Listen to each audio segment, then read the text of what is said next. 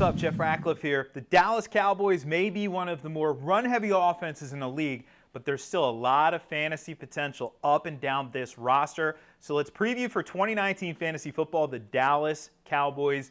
We got to start with the man himself, Ezekiel Elliott. Heading into training camp, there is the potential he may hold out, but I'm not that worried about Ezekiel Elliott ultimately. Of course, we can change that tune pretty quickly if he does in fact hold out. But let's anticipate Zeke is on the field, and if he is on the field, I think he gives you the highest floor at the running back position this year. Nobody else has a higher fantasy floor than Ezekiel Elliott, and really it comes down to touch volume. After last year, that was his second 300 carry season in the last 3 years, and of course, the only reason why he didn't do it the other year is because he was suspended for 6 games.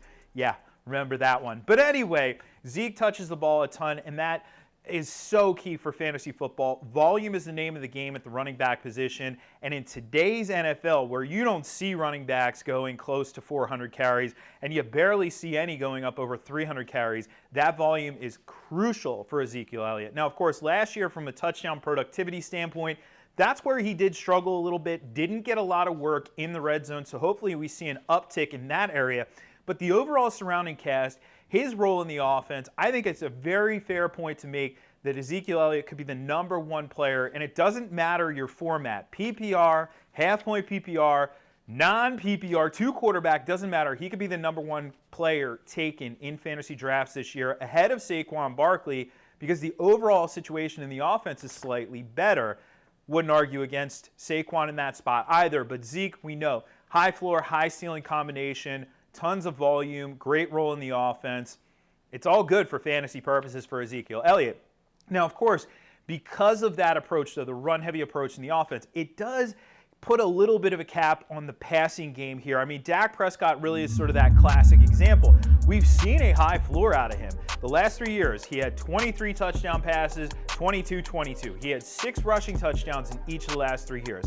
Those are decent fantasy numbers, but the question is, how high is his ceiling in this offense? Is he a guy who could throw for 4,000 plus and 30 plus?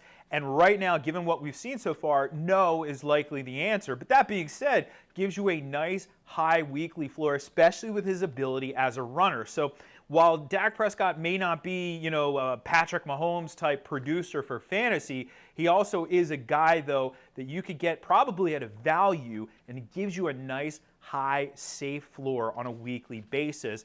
And it certainly helps that you get Amari Cooper in the mix. Amari Cooper in 2017 was one of the biggest fantasy disappointments in recent memory. He was really almost unstartable in 2017 over the first 6 weeks. And what happened to a lot of people is you got so fed up that you benched him in week 7, and he went bonkers. That was that Thursday night football game where Amari Cooper put up an entire week of fantasy production on only a few plays in the first half. And then he went back to no production after that point. Of course, he started out last year the exact same way in Oakland. Almost no production, had fantasy owners pulling their hair out. But something magical happened. When he got traded to the Cowboys, after that point, from that point forward, Amari Cooper was the player we thought he was going to be all along. He was a top 10 fantasy receiver from that point forward. In fact, he was 9th in PPR scoring from when he joined the Cowboys to the end of the season. There were a couple weeks where he was the top fantasy producer at the position. He was a different player. He fits this system much better, whatever it is. I'm not going to try and figure it out, but I do know that I think he's going to continue right where he left off for fantasy purposes. And that means that Amari Cooper could be knocking on the door of elite fantasy territory. You're not going to have to draft him that high, but you are going to have to look at him as a wide receiver 1 this year. He's going to be drafted as a top 12 wide receiver off the board, and really in a great position to produce in this offense. Of course, that's going to help Michael Gallup out. He's not going to see the attention that Cooper's going to see, so drawing the #2 corner on the team oftentimes, that's going to help him.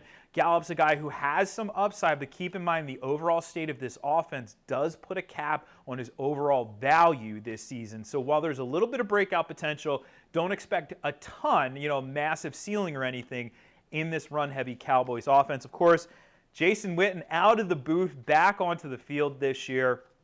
It's going to be interesting. I mean, hey, It's not like Jason Witten was a guy who relied on speed or anything like that. So, while he may have lost a half a step from earlier in his career, he really didn't have a ton of speed as it was. He's a guy who can go out and possibly get you 500, 550 receiving yards.